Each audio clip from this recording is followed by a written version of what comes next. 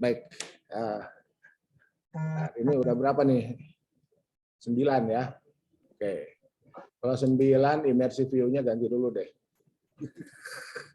9 itu, kita pakai ini aja lah ya. Ini kan 25 nih. Itu ya. Jadi ketika baik, bismillahirrahmanirrahim. Assalamualaikum warahmatullahi wabarakatuh.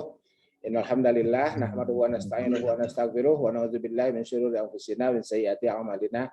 May yahdihillahu fala mudilla lahu wa may yudlil fala hadiya lahu. Asyhadu an la ilaha illallah wahdahu la syarika lah wa asyhadu anna Muhammadan abduhu wa rasuluh la nabiyya ba'dah. Allahumma shalli ala sayyidina wa habibina wa syafiina wa maulana Muhammad wa ala alihi thayyibin at-tahirin wa sahbihi wa man tabi'ahu ila yaumil qiyamah. Amma ba'd. Baik, saudara, ibu bapak, para mahasiswa pasca sarjana program studi hukum Islam, konsentrasi ekonomi syariah dan hukum ekonomi syariah yang saya cintai dan saya banggakan. Alhamdulillah pada pagi ini kita bisa melanjutkan kembali perkuliahan kita.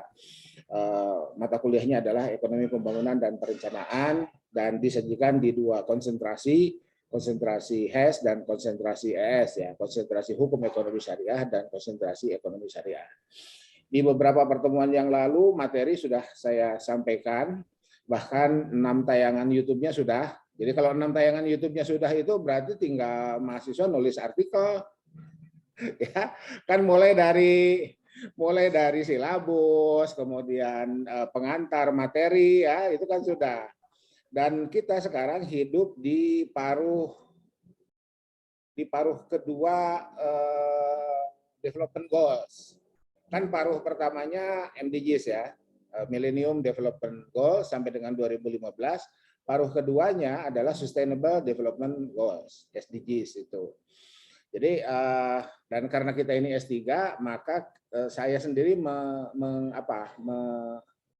mengemas perkuliahan ini dengan SDGs ini tidak dari IPM. Jadi IPM-nya itu sudah dianggap selesai lah ya.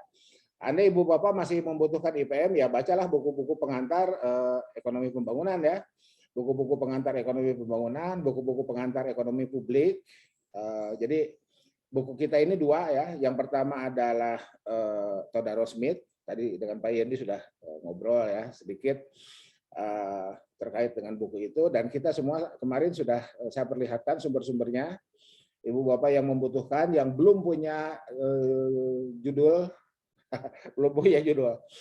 sebenarnya itu pernyataan salah ya, belum punya judul itu. Nah, saya ulang kembali. Pernyataan salah lah, belum punya topik ya, mungkin itu yang lebih tepat. Itu dipersilakan untuk ya mulai dari sekarang, karena waktu terus berjalan ya, tiba-tiba sekarang sudah masuk Oktober, November, Desember, 3 bulan tuh. 3 bulan sudah berjalan,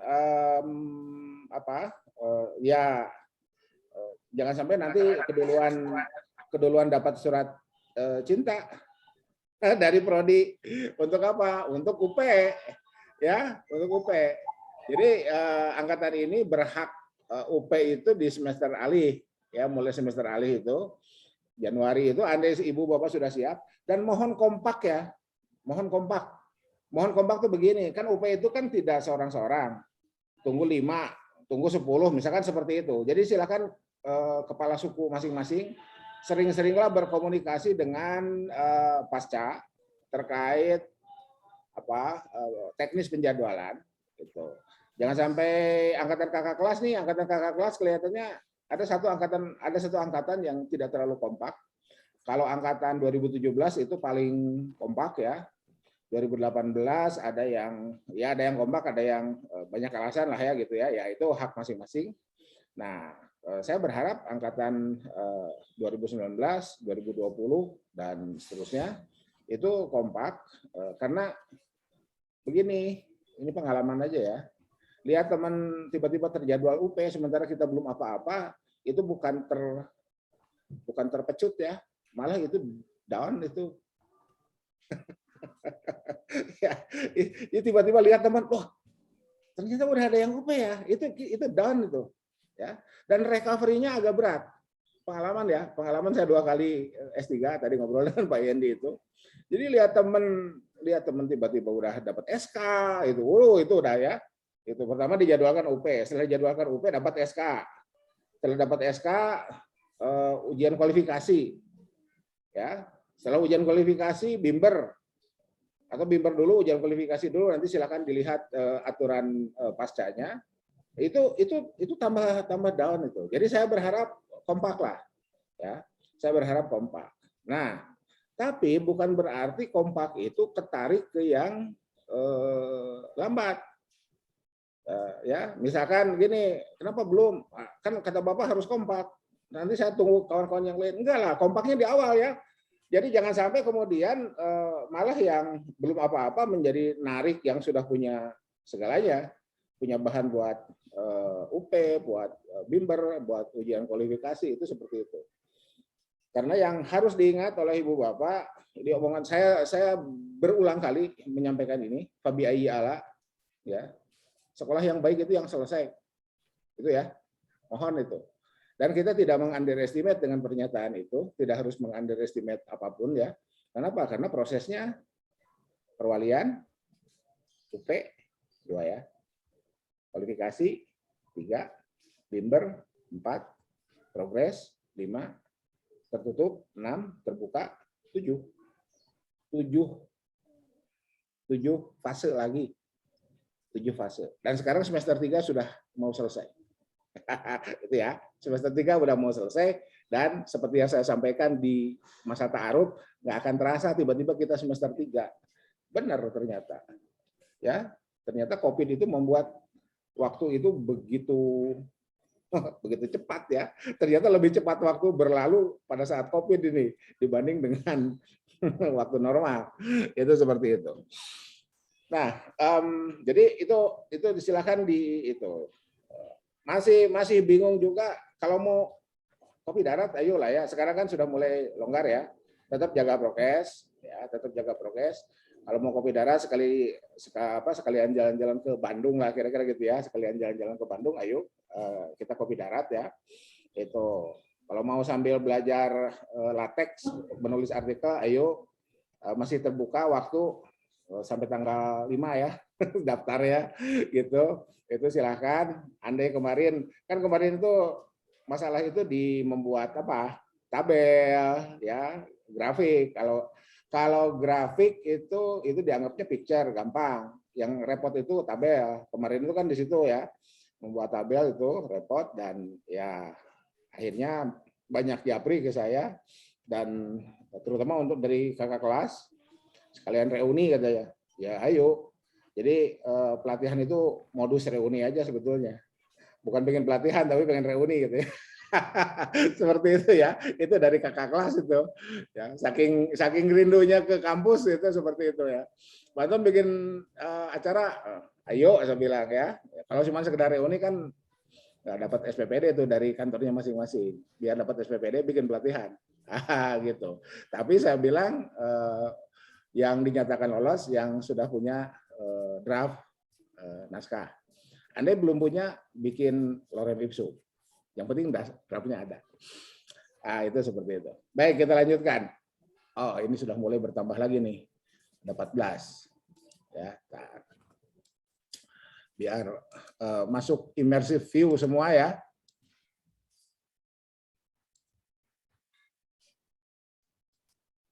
Nah, oke, ini masuk immersive view semua. Biar muncul, mohon menggunakan virtual background. Ini baru masuk lagi Bu Nema. Oke. Nah, jadi kembali ke yang tadi. Oke, di awal Todaro dan Smith selaku penulis buku yang bukunya saya gunakan mengajar ekonomi pembangunan ini, itu eksplisit ekonomi pembangunan itu untuk dunia ketiga. Nah, belakangan ternyata tidak demikian. Ya, ekonomi pembangunan itu tidak hanya persoalan dunia ketiga, apalagi setelah masuk global market. Ya. Jadi asalnya kan international market. Jadi dari international economics, ya, international economics kan di makro ya, pembahasannya di makro, ekspor impor itu, international economics, berkembang atau bergeser ke international market, lahirlah international company, ya. Nah, berkembang lagi, lahirlah global market atau global company itu. Jadi ketika internasional, itu batas-batas negara masih menjadi kendala, masih menjadi barrier bagi lalu lintas produk, ya, baik barang ataupun jasa.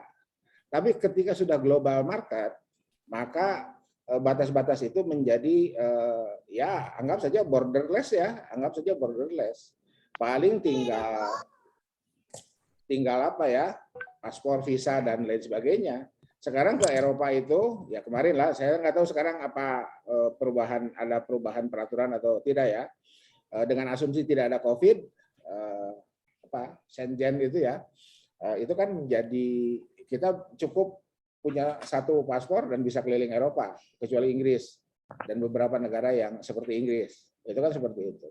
Sehingga lalu lintas produk, ya baik barang ataupun jasa itu menjadi luar biasa cepat, ya. Dan sekali lagi saya katakan batas-batas wilayah antar negara itu menjadi borderless atau bahkan meaningless, ya, menjadi tidak ada mana, ya, itu seperti itu. Nah, oke. Konteks ekonomi pembangunan, jadi ketika kita melihat dunia ini, anggap saja dibagi dua lah ya, industrial countries untuk konsep yang digunakan untuk negara maju dan developing countries yang digunakan untuk memotret negara berkembang. Maka yang terjadi adalah disparitas. Disparitas apa? Disparitas output. Disparitas siapa yang menikmati output dunia itu. Jadi ketika, oke, saya coba share screen ya.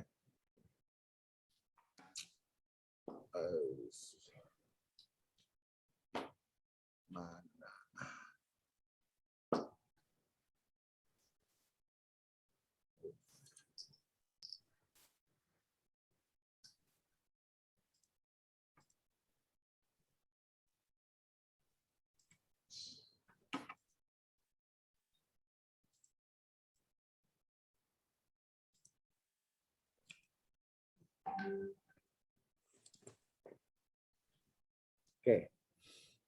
Nah, ini tahun 2004 ya. Bentar, saya harus double kamera untuk apa mengontrol layar. Bentar.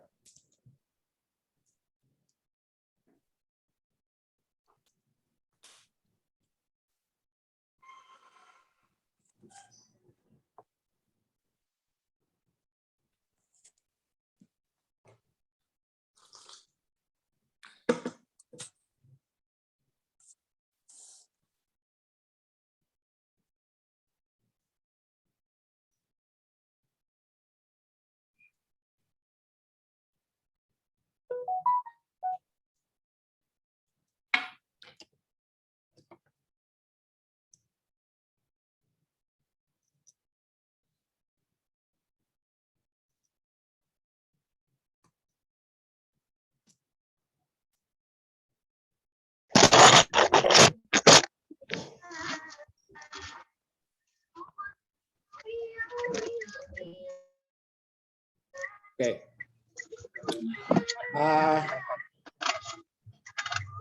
Jadi kan yang menikmati output dunia itu kan ini nih, ya, yang kuning ini nih. Saat ini kan Amerika, Kanada, ya, Amerika Utara, Eropa Barat, dan Australia. Australia Selandia Baru ya. Nah, ini. Ya. Jadi inilah potret. Nah, sebelum ini ekonomi pembangunan itu dianggap, atau pembangunan ekonomi, sorry ya. Jadi mohon bedakan ekonomi pembangunan dan pembangunan ekonomi. Pembangunan ekonomi itu menjadi masalah hanya diasumsikan sebagai masalah negara-negara dunia ketiga itu. Ya, itu.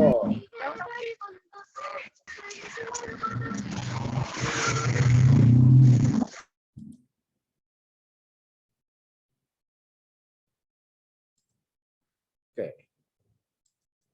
Nah, setelah memasuki milenium, muncullah kesadaran bahwa jadi kemarin saya sudah sampaikan ya terkait dengan sudut pandang sudut pandang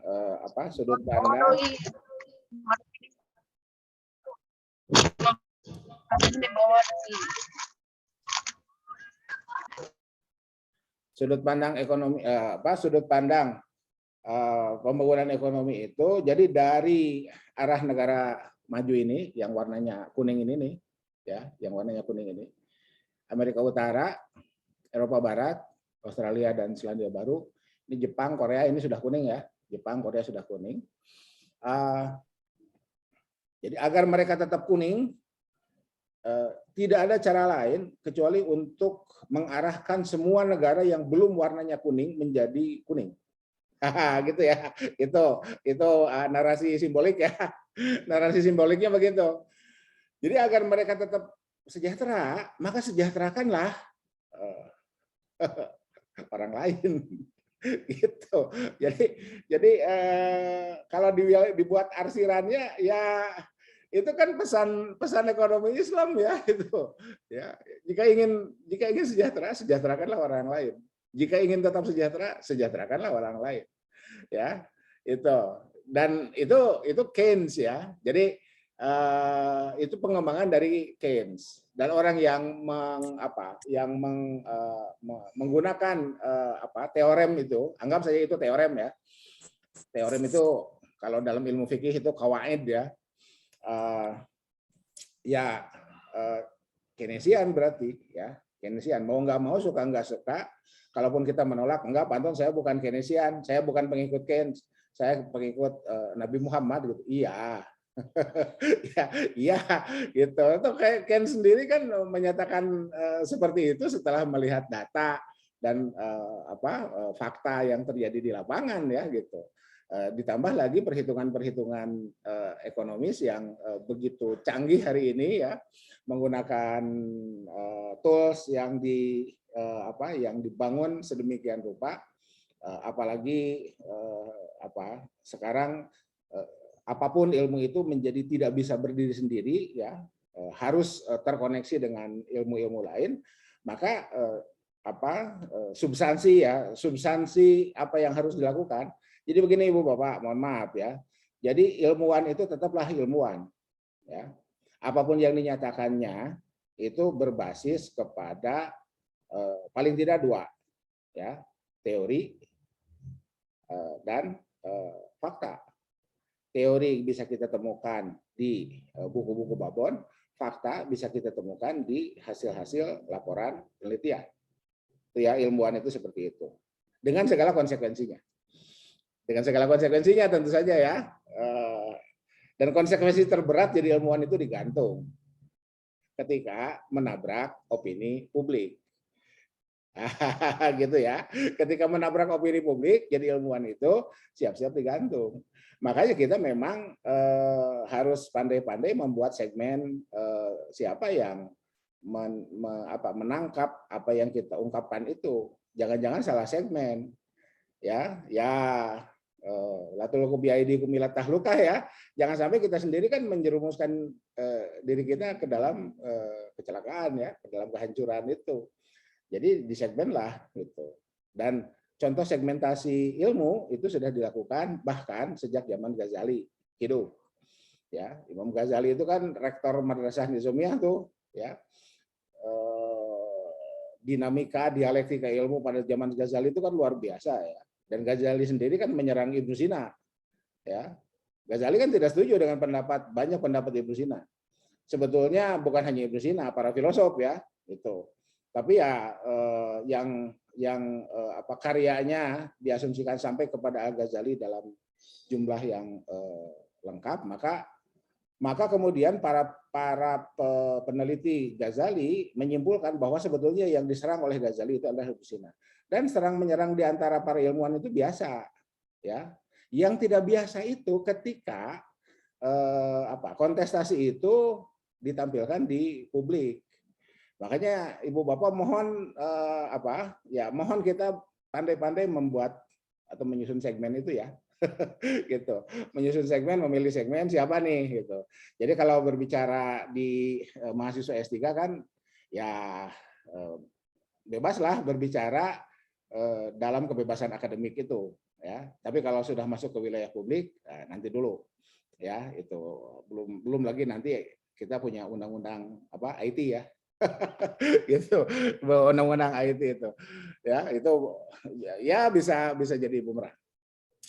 Baik, jadi kembali ke sini ya, kembali ke sini. Nah, oleh karena itu, ekonomi pembangunan itu, jadi kalau saya bicara ekonomi pembangunan, ini kan interchangeable ya, berarti ilmunya. Ya. Tapi kalau saya mengatakan pembangunan ekonomi, itu berarti subject matter-nya. Ya.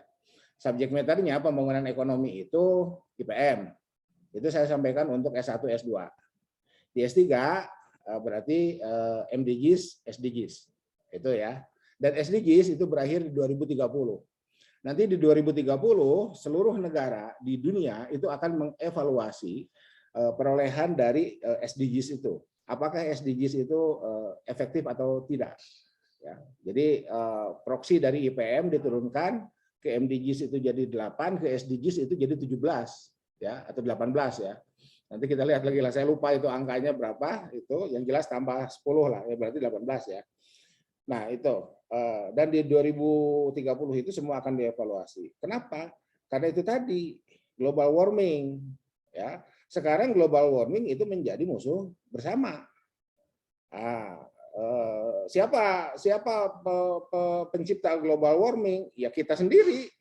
Ya, kita sendiri. Saya sudah kirim belum itu link film The Edge of Stupid itu. Kalau belum, mohon diingatkan lah ya. Gak apa-apa diingatkan jam 11 malam gitu ya, WA aja di grup. Pak Anton, mohon dikirim film The Edge of Stupid-nya, kan bisa begitu. Ya. Dari situ kita bisa melihat betapa bodohnya kita hidup hari ini, ya,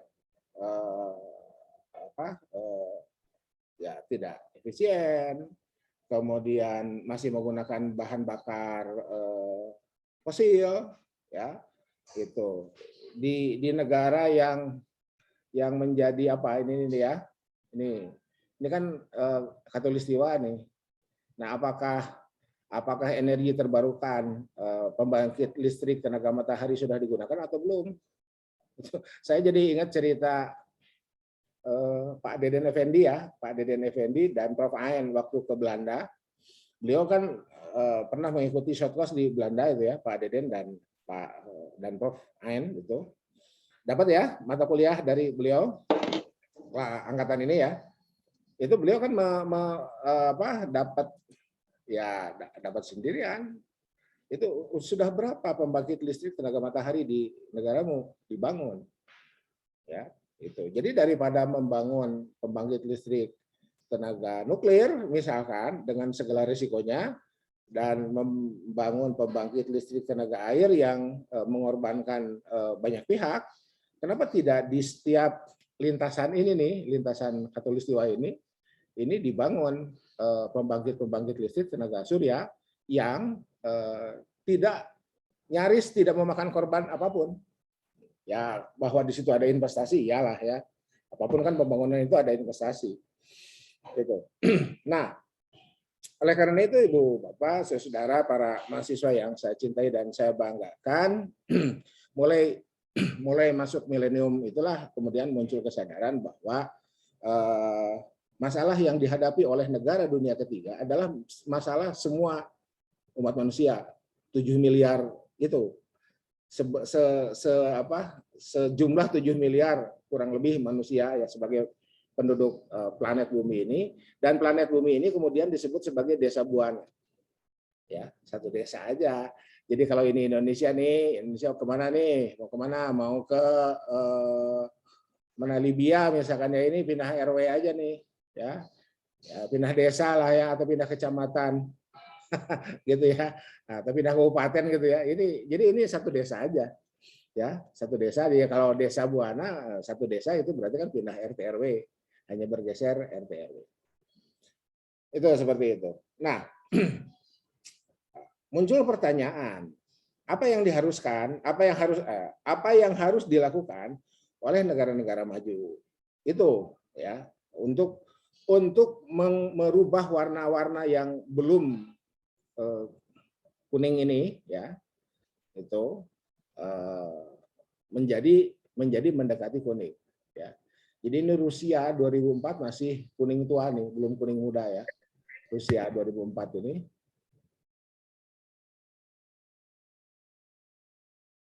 Oke. Indonesia dianggap apa? Sama dengan Cina ya. Gitu. Dan India lebih gelap. Jadi sudah lebih baik dari India ya. Ini di 2004. Sekarang kita lihat di 2009. Nah, ini ya. Di 2009 warnanya robah ya, simbol warnanya robah. Ya, nggak soal lah ya, yang penting kita bisa baca kan. Ya, yang penting kita bisa baca mana ini nih, ya. Ini warnanya, ini silakan dibaca aja. Kalau belum saya kirim PDF-nya nanti saya kirim ya, lupa saya udah kirim atau belum ini. Itu. Jadi ini jadi perubahan dari 2004 ke 2009 sebetulnya tidak terlalu banyak perubahan ya, tidak terlalu banyak perubahan dari 2004 ke 2009, hanya mungkin terjadi di beberapa bagian tertentu di dunia ini ya. Apalagi kalau kita lihat di 2011 ya. Di 2011 itu ya ini bisa kita lihat lah ya. Di 2011 bahkan beberapa Eropa Timur ada yang kembali menggelap ya. Di 2009-nya gelap, di 2011-nya terang, tetapi ada wilayah yang asalnya terang, Yunani ya, itu menjadi gelap kembali di 2011. Itu seperti itu. Ya, ini saya peroleh dari World Bank ya, dari webnya World Bank pada saat dibuka linknya secara gratis itu. Saya nggak tahu sekarang apakah masih ada, bisa diunduh atau tidak. Atau jangan-jangan sekarang ada yang edisi terbaru ya. Ada edisi terbaru sehingga kita bisa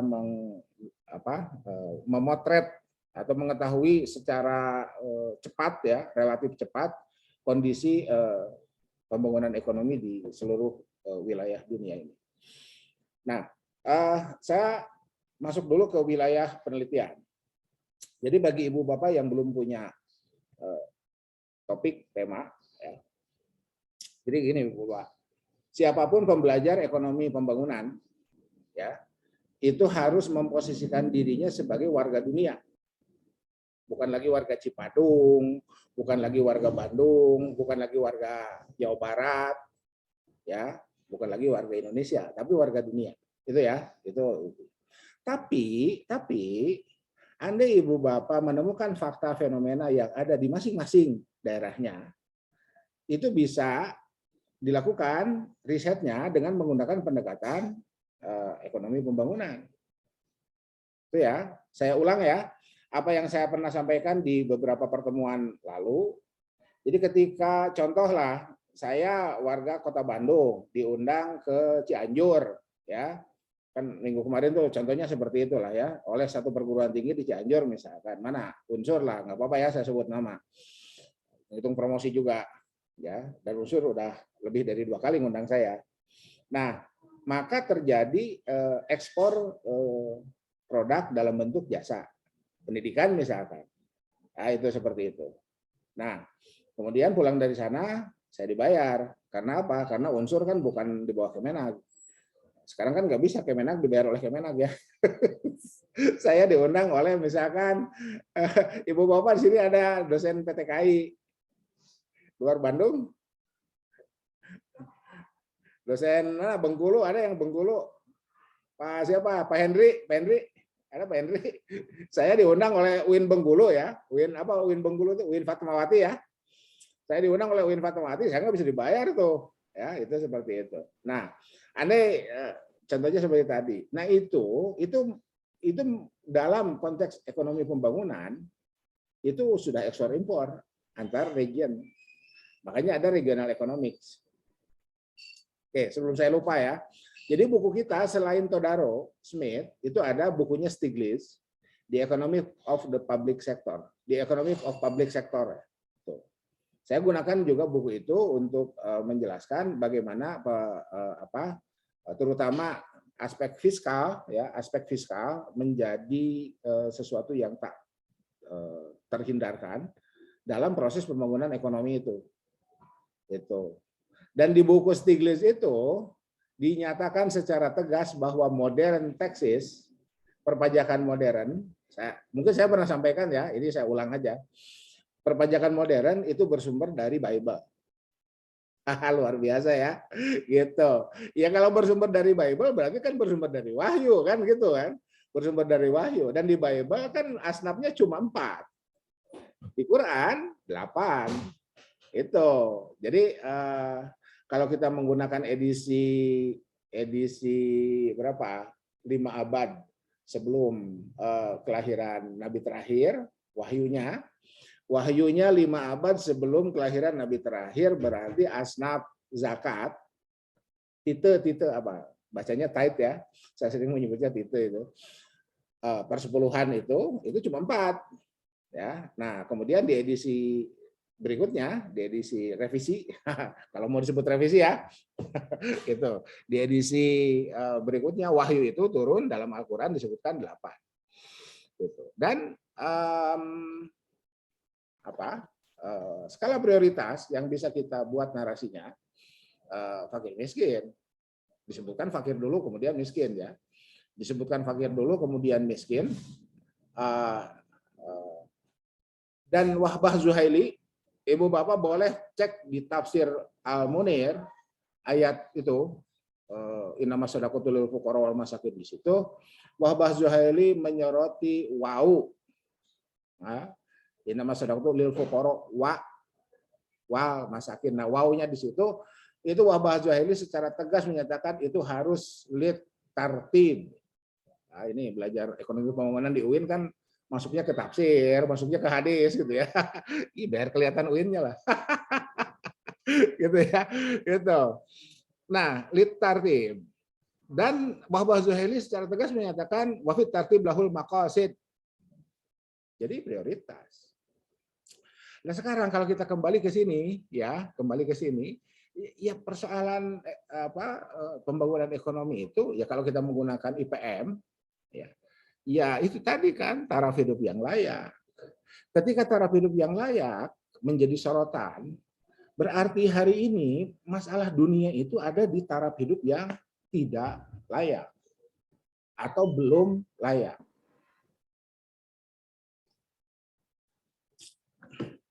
Oke. Jadi gimana ceritanya agar negara-negara yang sudah berwarna kuning muda ini ya menarik negara-negara yang masih gelap-gelap ini ke arah warna menjadi kuning ini, itu yang kemudian menjadi fokus utama. Jadi dua teorem. Teorem pertama, bagaimana negara maju bisa mempertahankan kesejahteraannya, ya. Dengan kata lain, bagaimana agar produk output ekonomi di negara maju bisa dijual ke pasar dunia. Nah, itu ya. Jadi sudut pandang negara maju. Jadi kalau kita menjadi warga negara maju, ini gimana ceritanya produk kita ini bisa laku dibeli oleh negara-negara yang belum maju itu. Gitu ya. Gitu. Kalau kita berada di negara-negara yang belum maju, yang warnanya belum kuning itu, nah pertanyaannya bukan dari situ, bukan bagaimana saya bisa membeli produk di negara maju, bukan. Bagaimana kita bisa memperbaiki nasib. Itu ya. Bagaimana kita bisa memperbaiki kondisi perekonomian. Bahwa kemudian nanti kita menjadi membeli produk yang ditawarkan oleh negara maju itu persoalan berikutnya ya, itu persoalan berikutnya. Tapi persoalan utama yang dihadapi oleh negara-negara berkembang developing countries atau underdeveloped countries itu bagaimana mereka merubah nasib. Nah itu. Jadi ibu bapak silakan ibu bapak mau nyeting, mau nyusun. Bentar, Pak Setia udah hadir belum? Ada Pak Setia nggak?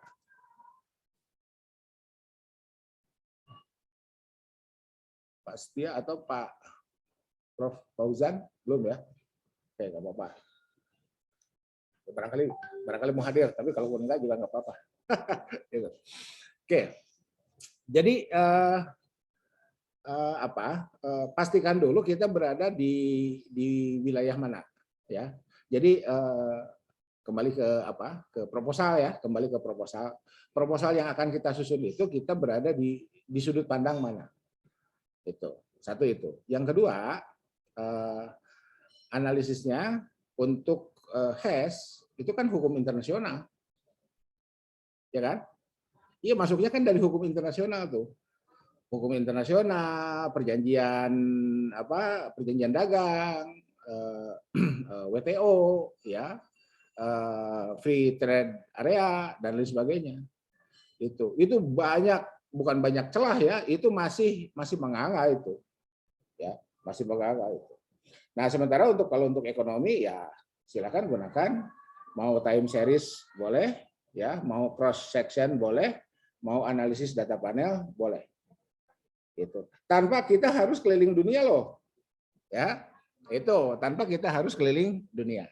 Nah, ini yang juga harus diantisipasi ketika ibu bapak berhadapan dengan majelis seminar. Gitu. Jadi ibu bapak siap-siap membuat narasi sedemikian rupa bahwa misalkan kita bicara negara ASEAN, nah, anggap saja demikianlah gitu. Andai ada yang bertanya atau menyanggah gitu, ini gimana kan kita tinggal di Bandung, apalagi sedang COVID ini, emang bisa kita menjelajah negara ASEAN sebagai peneliti. Nah, data ekonomi itu kan tidak begitu. Data ekonomi itu cukup masuk ke webnya World Bank, apapun dari situ bisa kita ambil. Gitu ya. Itu ya, dari situ bisa kita ambil. Aspek-aspek hukum atau aspek-aspek yang bisa dianalisis melalui pendekatan hukum silahkan dibuatkan. Aspek-aspek yang dianalisis dari pendekatan ekonomi silahkan dibuatkan proposalnya. Gitu. Itu seperti itu.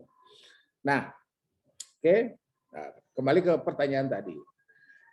Sekarang siapa di antara yang sudah memberikan jalan keluar agar negara-negara yang belum kuning muda ini, ya, belum masukin ini. Jadi kan dari sini kita langsung dapat nih ya, kita langsung dapat gambaran bahwa inilah negara yang sementara ini menikmati disparitas output. Itu ya, menikmati disparitas output itu yang warnanya kuning muda ini nih, ya. Ini Amerika Utara, Eropa Barat, Australia, Selandia Baru, dan Jepang, Korea. Itu. Sementara anggap saja ini 1/4. Jadi 100% output, the wealth itu ya, kue pembangunan ekonomi lah, anggap saja demikian ya. Itu dinikmati dari 100% itu dinikmati oleh 25%. Benar ini 25%? Ya anggap saja benar lah ya. Mungkin terlalu banyak juga 25% itu. Jangan-jangan cuma 15. Ya, 20% lah ya. 20%.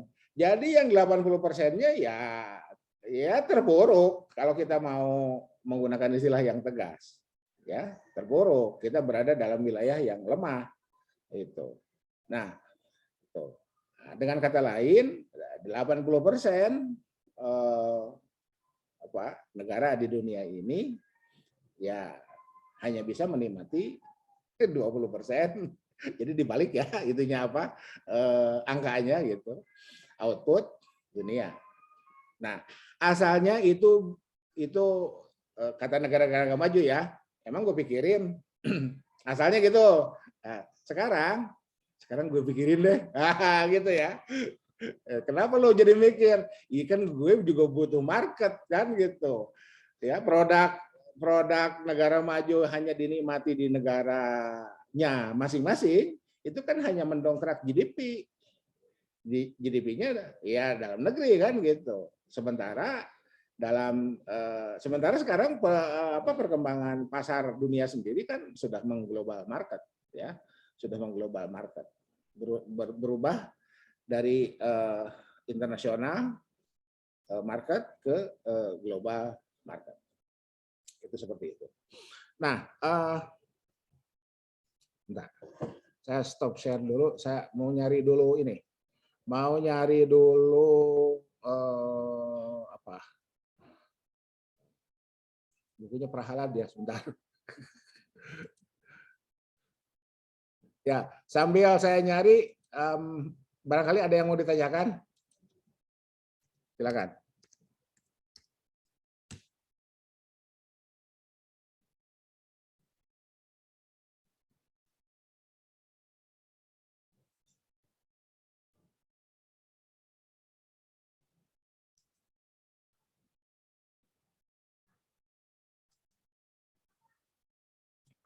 Silakan. Barangkali ada yang mau ditanyakan.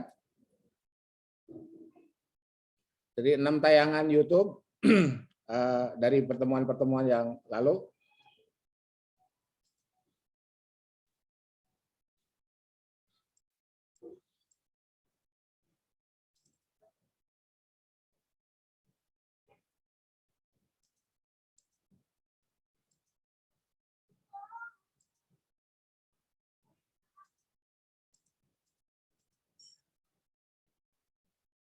Nah, kalau tidak ada, saya yang balik bertanya.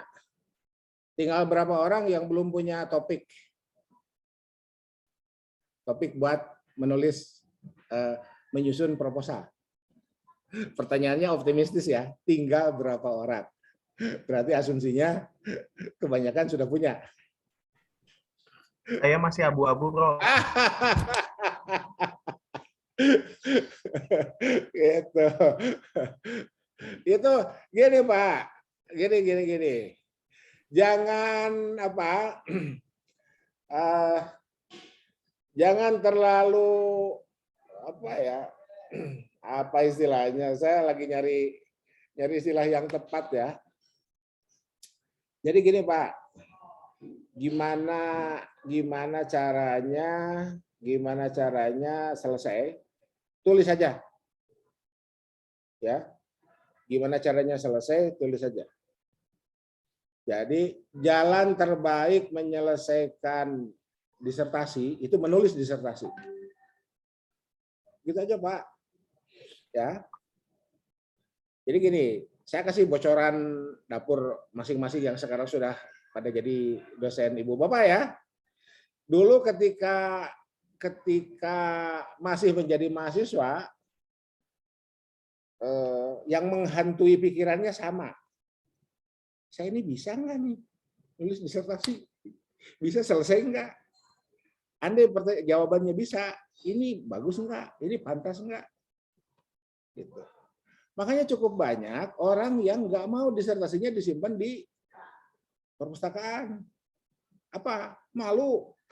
Kenapa malu? Karena setelah dia jadi doktor, dia jadi dosen, dia baca ulang tuh disertasinya. Oh, ternyata disertasi saya kayak begini ya. Kayak itu. Ya, itu semua orang, ya bukan semua orang lah ya.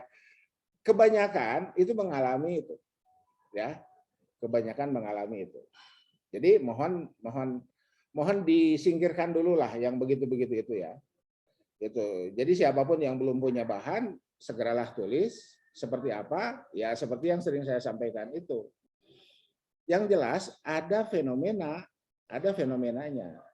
Untuk HES fenomenanya vacuum of regulation. Ya, vacuum of regulation itu kan fenomena. Saya lari dulu ke bentar.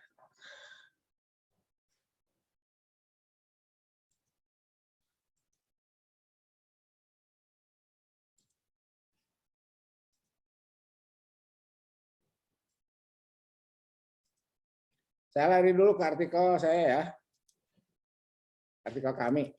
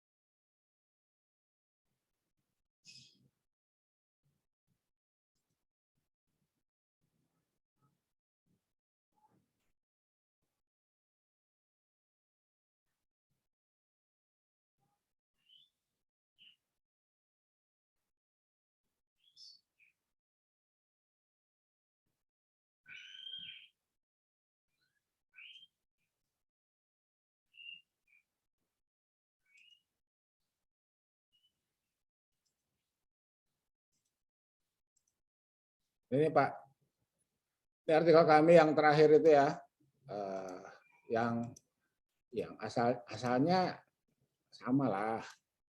Kita bisa nggak ya nulis? Ini satu loh Pak. Ini kata kunci utamanya sebetulnya ini nih. Ya, ini untuk hash ya. Untuk hash silahkan. Vacuum of regulation. Tuh. Vacuum of regulation itu menjadi area penelitian yang nyaris tanpa batas, Pak. Bu. Tuh. Ya, ini vacuum of regulation. Vacuum of regulation di negara berkembang itu nyaris tanpa batas masalahnya. Ya. Andai kita mau geser, sebetulnya regulasinya sudah ada, tapi belum berhasil menciptakan perlindungan hukum bagi warga negara misalkan. Berarti di situ ada gap antara produk peraturan perundang-undangan yang sudah ada dengan keterjaminan perlindungan hukum masyarakat. Kan bisa begitu.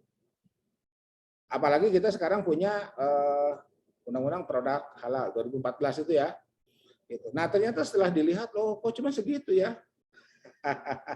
Itu ya lebih ke industri malah lebih ke industri. Jadi kan di situ banyak ya sangat banyak. Saya menyebutnya bahkan nyaris tanpa batas. Nyaris tanpa batas. Jadi kalau misalkan perangkatan S3 Hukum Islam punya mahasiswa 100, sejak 2004 prodi ini berdiri sampai dengan hari ini, itu masih sangat banyak persoalan-persoalan hukum yang bisa dijadikan subjek matter penelitian kita. Tuh. Vacuum of regulation, apalagi tentang syariah compliance itu. Tentang syariah compliance itu seperti apa? Misalkan begini, Ibu Bapak coba sering menemukan narasi bahwa di antara ciri khas ekonomi Islam adalah kejujuran misalkan gitu. Itu silakan dianalisis ungkapan itu. Emang di konvensional boleh tidak jujur? Sehingga kita berani menyatakan bahwa di antara ciri khas ekonomi Islam adalah kejujuran. Kejujuran, transparansi, keadilan, apalagi ya itulah gitu. Pertanyaan kita, emang kejujuran, transparansi dan lain sebagainya itu yang sering dijadikan bahan ceramah itu tidak dibahas di ekonomi konvensional atau di manajemen konvensional. Gitu ya. Itu. Jadi kan apa? Sebetulnya kita sedang mengkontestasikan apa sih antara Islam dan konvensional itu.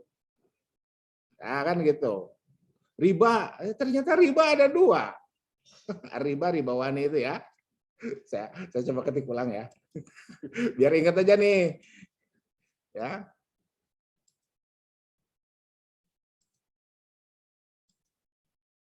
Riba haram masuk neraka nanti dulu.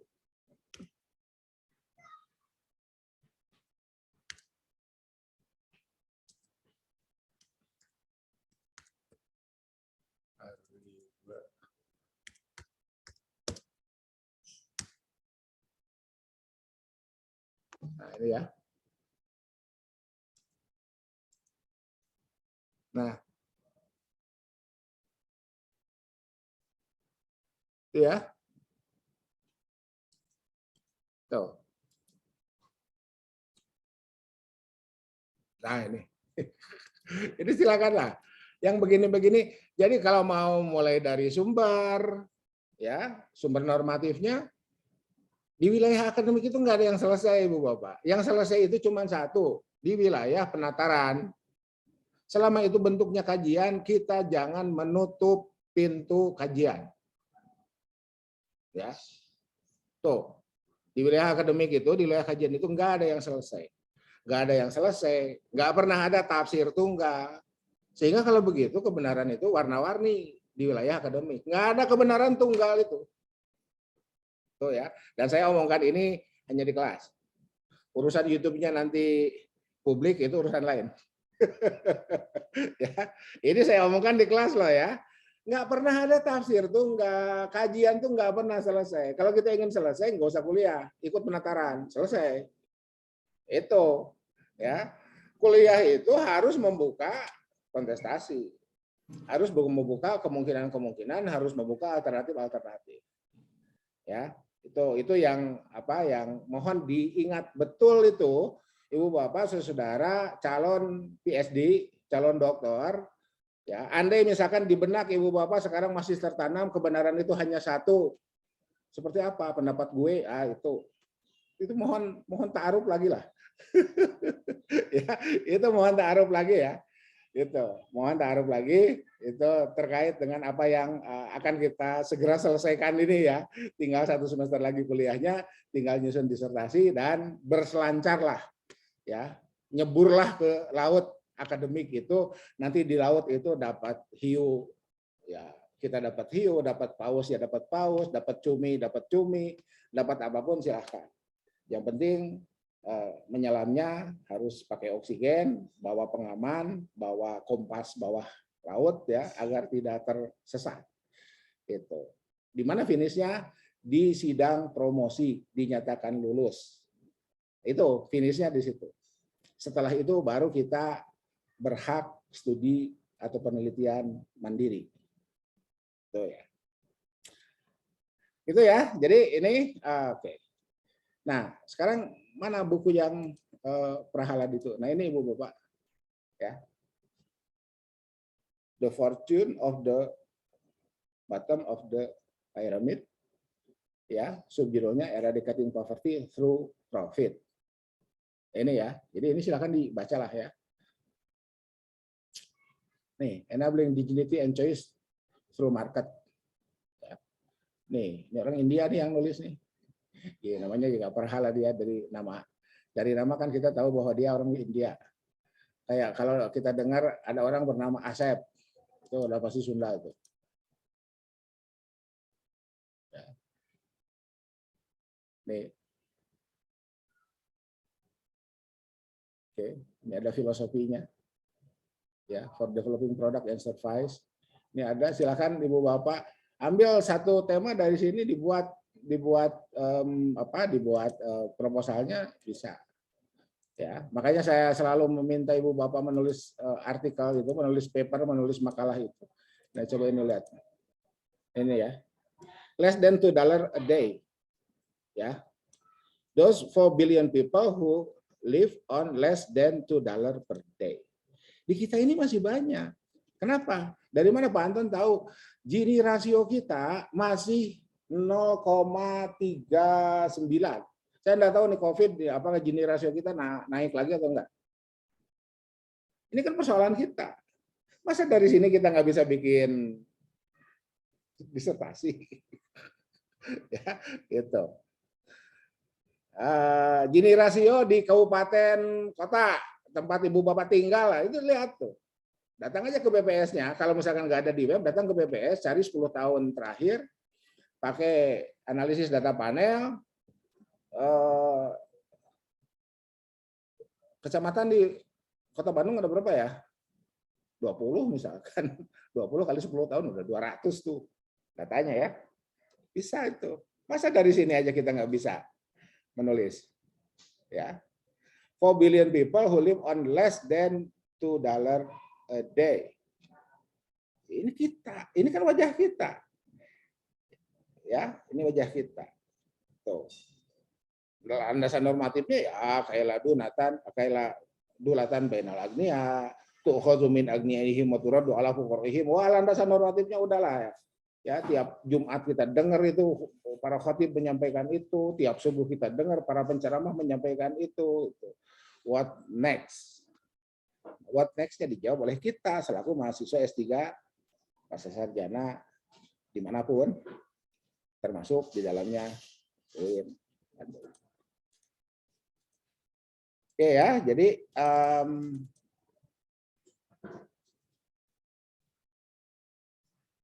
nah ini.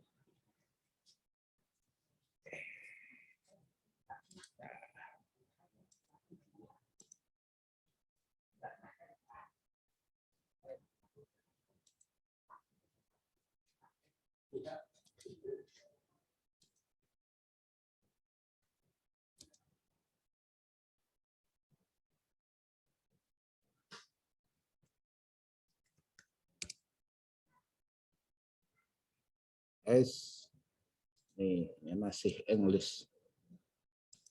Masih Arabic.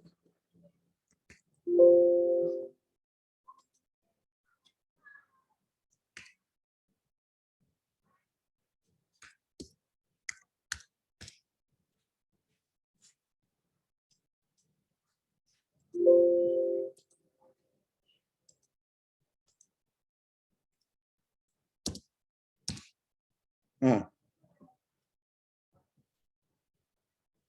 ya. Nih, masa nggak bisa bikin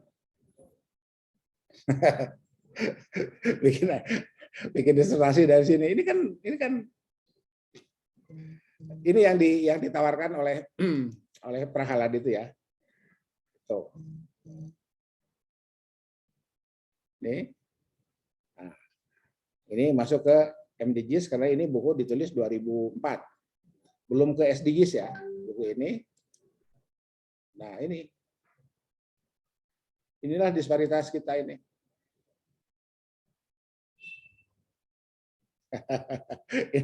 inilah. Nah, yang ada di atas ini yang warnanya kuning muda itu ya. Gitu.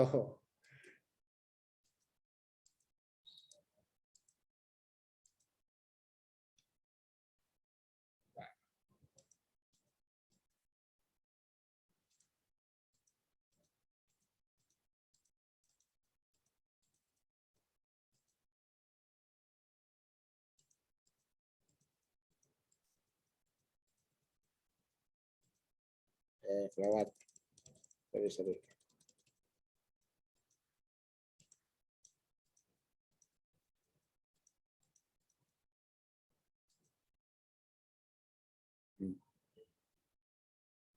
Ini ya. Ini dari sini kerangka berpikirnya kita bisa kembangkan. Nah.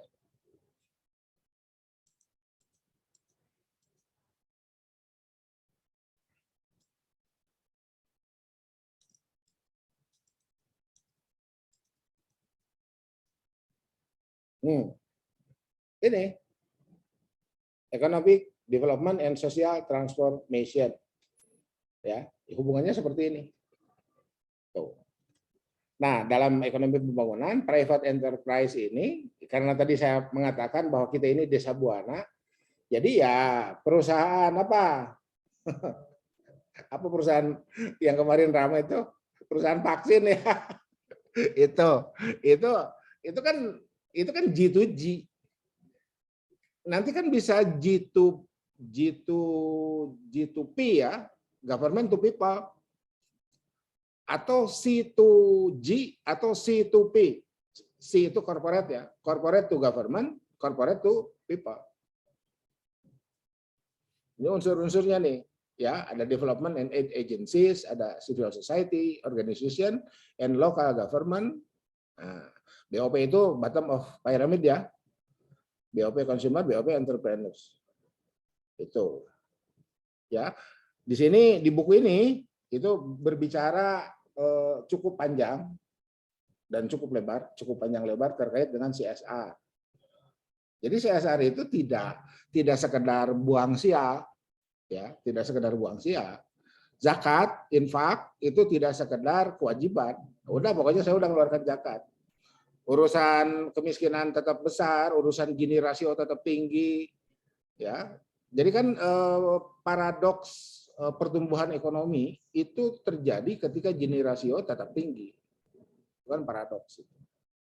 Nah, Ibu Bapak, yang begitu itu kan itu yang hari ini ketika kita buka internet, jepret datanya tersedia, fenomenanya ada. Jadi kalau kita masih abu-abu hari ini, minggu depan saya sudah minta Pak Yendi dan lain-lain ya. Gitu. Saya nunggu-nunggu sih sebetulnya di WA Group nih, kok nggak ada yang setor draft judul gitu ya. Itu apa jangan-jangan apa mata kuliah saya tidak menarik kan gitu. Ya, kan 3 mata kuliah saya itu. Dulu kan 4 ya. Karena kita menggunakan ekonomi makro apa versi Ibu Sri Mulyani, kan saya tidak boleh terlalu banyak mengajar Pak Bu. Ada disparitas jadwal juga kan nggak baik itu, ya.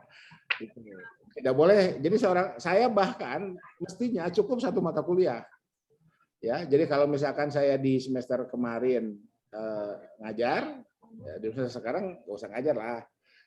Kasih ke dosen lain yang asumsinya memiliki kompetensi formal yang sama ya. Itu seperti itu harus didistribusikan. Jadi kan ironi ketika saya berbicara Gini rasio, tiba-tiba saya ngajar overload gitu kan, nggak lucu lah, gitu ya. Oke, ya. Jadi hari ini saya tawarkan ini konsep-konsep yang digagas oleh para penulis buku, para peneliti. Silakan Ibu Bapak memulainya, gitu ya. Tuh, masih bingung juga Ibu Bapak, searching lah itu disertasi yang dapat diunduh secara online. Jadi kalau di jurnal saya mengatakan bagaimana menulis artikel jurnal, jadi ketika Nabi ditanya bagaimana engkau sholat wahai Nabi, jawaban Nabi shollu kama ro'aitumuni usolli. Sholatlah kalian sebagaimana kalian lihat aku sholat. Bagaimana menulis artikel jurnal? Uktubu kama ro'aitumuhum yaktubun. Tulislah sebagaimana mereka menulis. Bagaimana menulis disertasi? Uktubu kama ro'aitumuhum yaktubun. Ini yang kalau bahasa Arabnya barusan saya yang bikin ya, saya parafrase dari hadis Nabi itu. Tapi itu yang saya terima ketika saya berlatih ke Profesor Irwan Abdullah. Jadi Profesor Irwan Abdullah itu bisa menulis, beliau kan antropolog ya, bisa menulis narasi antropologi hebat itu cerita ke saya, ke kami, ke para peserta. Beliau mengikuti pola Clifford Geertz. Ya, Mojokuto, sebelah timurnya anu, sebelah baratnya anu, sebelah utaranya anu, sebelah selatannya anu. Itu paragraf pertama. Diikuti oleh Prof. Irwan Abdullah. Prof. Irwan meneliti Klaten. Klaten sebelah timurnya anu, sebelah baratnya anu, dan polanya mengikuti kalimat Clifford Geertz. Belakangan saya baca buku Sirah Nabawiyah yang berbahasa Arab, tulisan Akram Dia Al-Umari menjelaskan Makkah, sama. Polanya gitu. Oh, ini sejarawan, antropolog, ilmu-ilmu sosial itu polanya sama.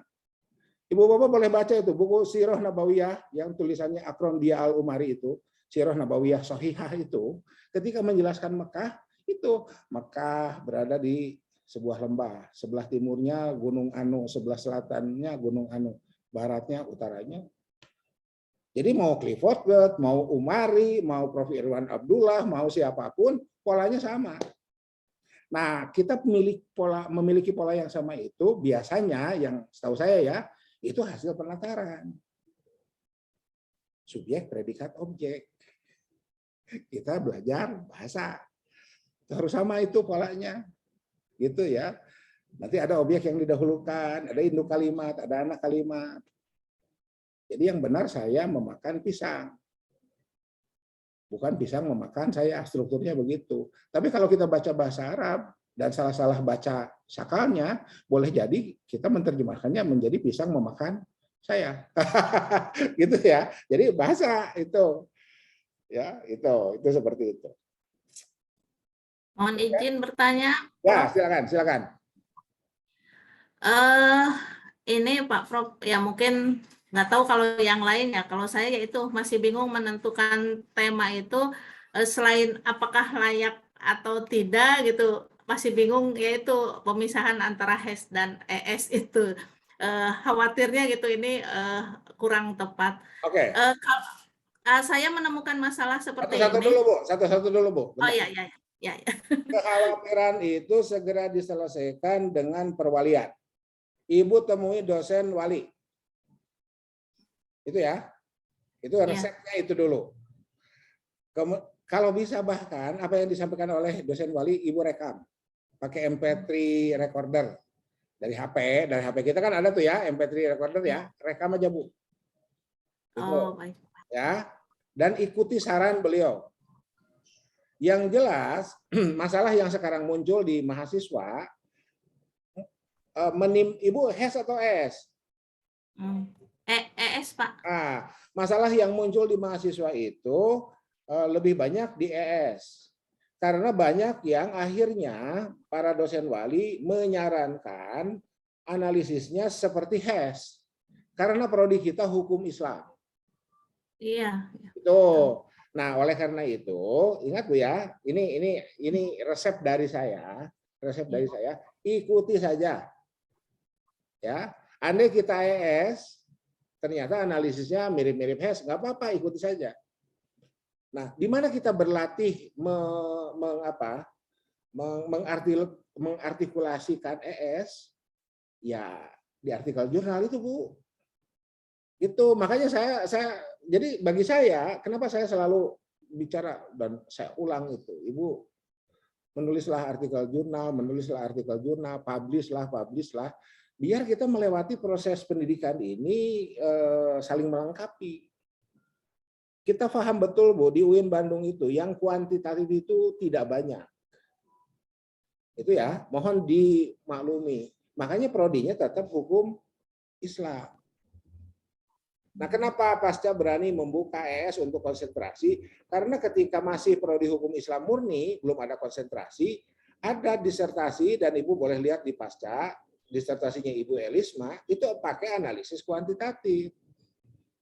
Saya kemudian bertanya, ini analisis kuantitatif, kok ada statistika di hukum Islam? Boleh, kenapa tidak? Kalau begitu, kenapa tidak dibuka konsentrasi? Biar mahasiswa lebih fokus. Nah, dibukalah konsentrasi. Masalah lain yang muncul, ternyata sebaran analisis kuantitatif di kalangan dosennya belum tersedia cukup banyak. Kita ekspektasinya cuma punya 2, Bu. Ibu Asti dan Bu Elis. Yang lainnya belum loh. Saya nggak berani ngajar ekonometrika. Ya, itu repot itu. Itu kan harus expert. Sementara Bu Asti dan Bu Elis di fakultasnya masing-masing juga sudah overload mengajar. Yang saya tahu begitu. Jadi gitu Bu ya. Jadi temui dosen wali.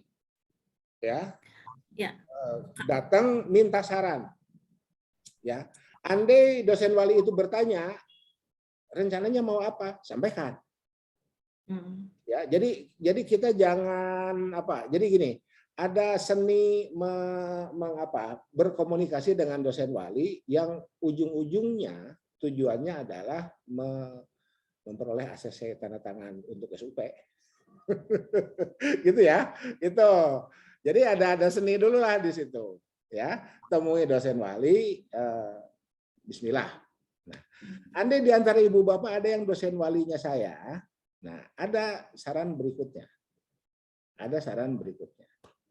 Ya, prediksilah siapa oponen.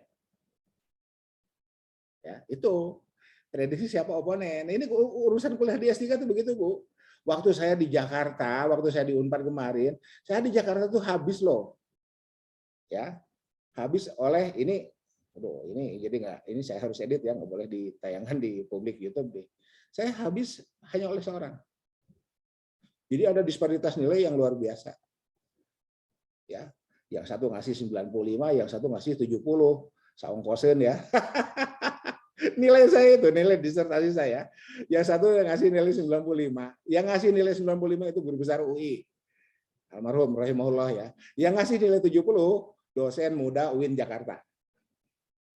Ya, itu ngasih 70, usianya juga nggak jauh-jauh amat mas saya.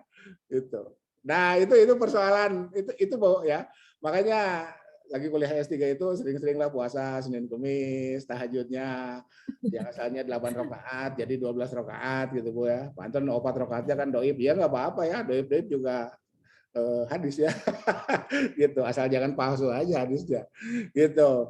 Sering-sering puasa Daud gitu. Bukan berarti setelah lulus jadi nggak puasa, enggak. Maksudnya konsisten lah gitu kan. Gitu. Ya. Itu seperti itu, ya. Sering-seringlah baca akhir surat Baqarah itu yang lillahi ma fis samawati itu, lihat riwayat hadisnya ya. Jadi kadang-kadang nanti jalan keluar itu min haitsu la yahtasib.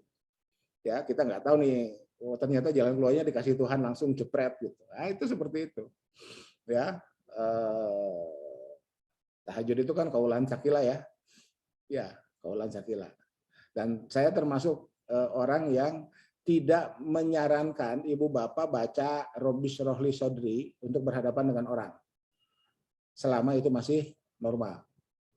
Kenapa? Karena Robbi Shrah li Sodri itu diucapkan Musa ketika berhadapan dengan siapa? Firaun. Iya. Emang dosen wali Firaun? Enggak, bukan. Oh. Emang penguji itu Firaun? Bukan. Makanya hati-hati baca doa itu. Ya. Ya, dosen wali itu guru kita, pembimbing itu guru kita, termasuk penguji itu sebetulnya guru kita, hanya posisinya sebagai oponen, tugasnya to oppose kan gitu kan, iya gitulah, itu kan fragmentasi akademik itu, ya fragmentasi akademik, ya gitu. Jadi mohon itu ya, itu selesai kuliah S3 dapat apa? Dapat ceramah Pak Anton, jangan sembarangan baca doa Robbi Shrah li Sodri, kecuali berhadapan yang kita hadapinya udah kayak Firaun. Nah itu ya, selama yang kita hadapinya dosen kita itu masa dianggap Firaun lah gitu ya. Oke, berikutnya Bu, silakan. Kalau untuk kita bisa mendapatkan panduan penulisan ini, apakah kita ke bagian akademik atau nanti di dosen wali juga? Subhanallah, Ibu belum dapat, ini udah semester 3. Belum. Saya ininya apa, Innos yang gitu-gitunya nggak bisa diakses, Pak Prof. Sebentar. Ada yang sudah dapat belum? Ada yang sudah dapat? Ada, Prof. Bu, kalau ada, Ibu Bapak yang sudah punya mohon berbagilah di grup. Siap, Prof. Setahu saya angkatan ini dapat PDF dari awal. Setahu saya ya. Jadi yang belum dapat itu. Jadi kayaknya memang kita harus kopi darat ini. Ya. Setuju. Ini kita harus kopi darat ini. Ya. Iya, biar tercerahkan lah gitu ya, biar tercerahkan. Masalah-masalahnya jangan dimakan sendiri, bagi-bagilah masalah itu ya.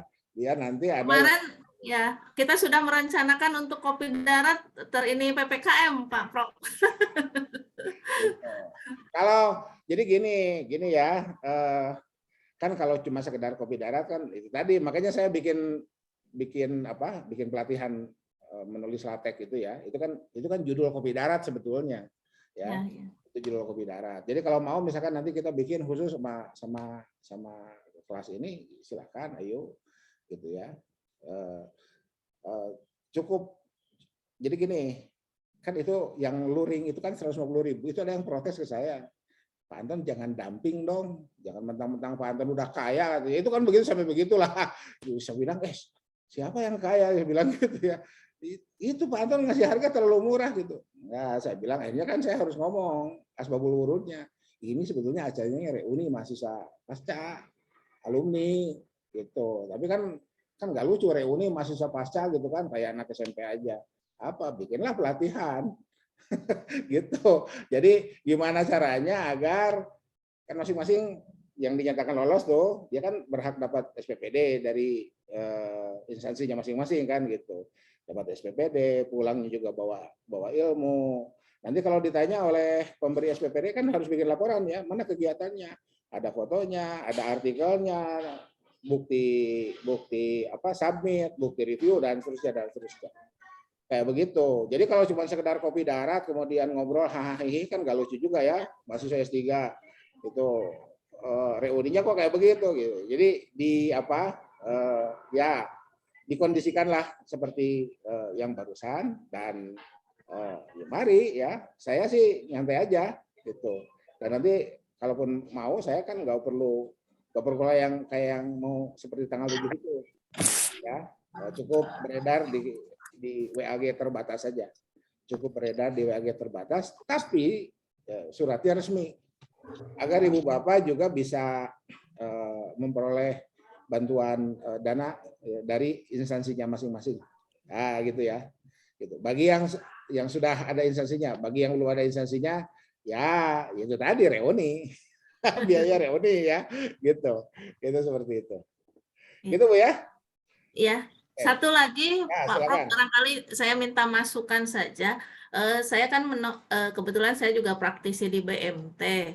Nah, saya itu menemukan ada apa ya, kekurang klopan gitu, karena kan semenjak munculnya OJK, BMT itu bisa ada di dua naungan gitu, ada di OJK dan ada di Kementerian Koperasi. Nah, ada undang-undang atau peraturan dari OJK dan peraturan kementerian yang akhirnya membuat status BMT yang ada di bawah pengawasan OJK itu mereka agak bingung gitu, karena ada peraturan-peraturan yang kurang pas gitu. Nah, itu kira-kira bisa diangkat nggak menjadi itu sangat bisa Bu. Yang Ibu barusan sampaikan itu bisa 3-4 halaman loh Bu kalau mau ditulis. Oh gitu. Iyalah, jadi kan disharmoni peraturan. Iya. Disharmoni peraturan itu bisa Bu. Dan di kita pakarnya banyak. Pakar hukum Islam di kita itu banyak tuh. Kita bisa minta Pak Denny sebagai co-promotor atau sebagai oponen. Ya, jadi nanti kan kita ajukan sebagai co-promotor lah. Saya berharap guru besar Pak Denny itu segera turun ya, biar Pak Denny bisa jadi promotor utama kan gitu.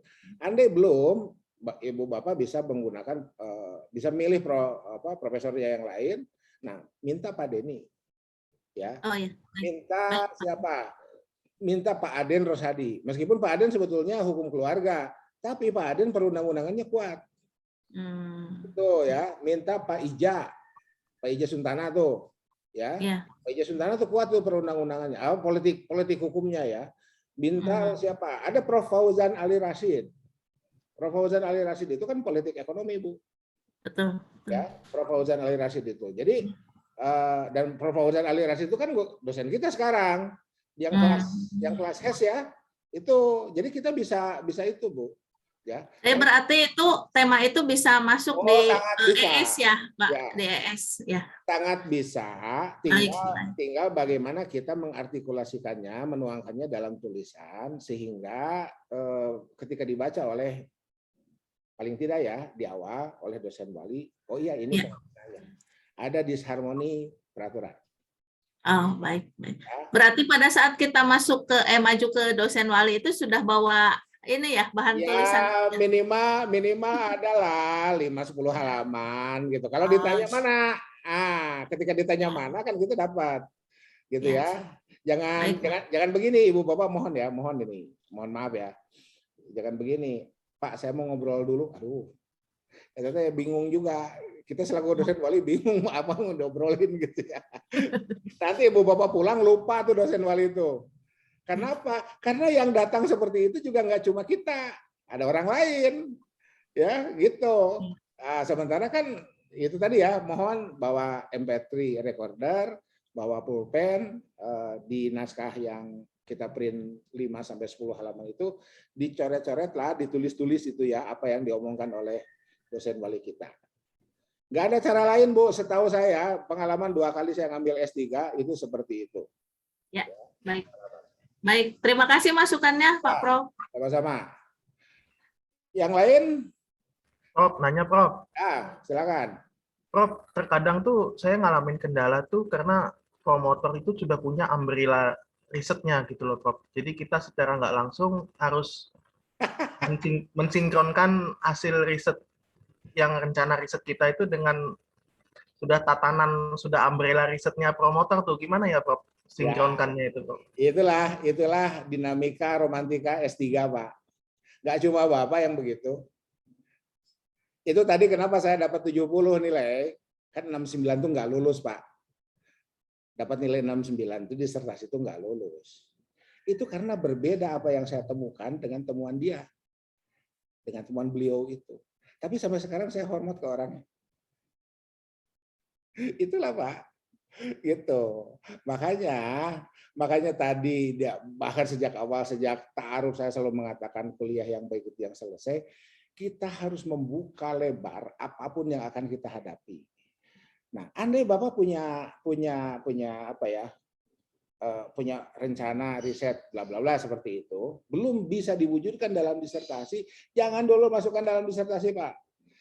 Anggap saja disertasi ini berlatih riset. Kan saya pernah mengatakan demikian. Menulis disertasi itu berlatih riset. Kenapa? Karena ada 6 tanda tangan lain. Disertasi itu milik bersama, Pak, Bu, mohon diingat itu. Bahkan ketujuhnya logo perguruan tinggi kita. Itu ya. Jadi logo itu nggak cuma pemanis. Ya. Nih, bentar lagi saya uji nih. Ya. Ini hijau. Saya pakai green screen jadi nggak muncul. Nih, ini logo nih. Ini ya. Ini bukan sekedar pemanis, ini tanggung jawab akademik bahwa apa yang ada di sini lembaga juga ikut bertanggung jawab. Sekarang kita lihat dalamnya.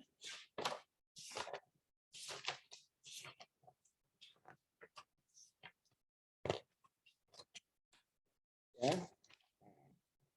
Biar Ainul yakin.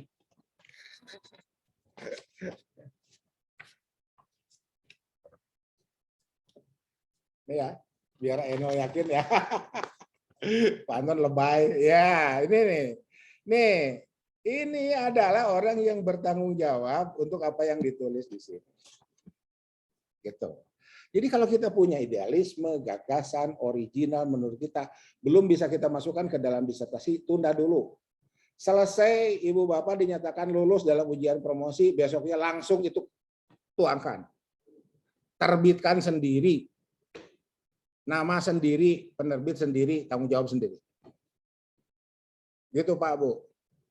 Karena kalau kita bertengkar di proses ini, ya tetap aja ya, hidup ini pilihan ya. Ibu Bapak kalau mau bertengkar silakan aja. Gitu ya. Ibu Bapak kalau mau bertengkar silakan aja. Tapi kan persoalannya bukan di situ. Argo kita terus jalan, kita terus berlari, berpacu dengan hal-hal lain yang harus kita selesaikan. Ya, anak kita terus bertambah usianya, sekolahnya juga harus segera pindah ke jenjang yang lebih tinggi dan seterusnya banyaklah ya. Gitu. Kan masalah hidup itu kan seperti itu, Pak, Bu. Ya. Gitu. Jadi kalau kita nggak punya strategi nggak punya strategi khusus ya, bukan khusus. Iya khusus lah ya. Khusus unik itu kan masing-masing orang beda-beda ya, yang dihadapi oleh masing-masing orang. Jadi andai di sini ada berapa? Ada sini 28 partisipan ya, ada 28, maka akan ada 28 strategi. Ya, masing-masing individu memiliki strategi masing-masing karena yang dihadapinya beda-beda. Ya. Kondisi keluarga juga beda-beda ya, gitu.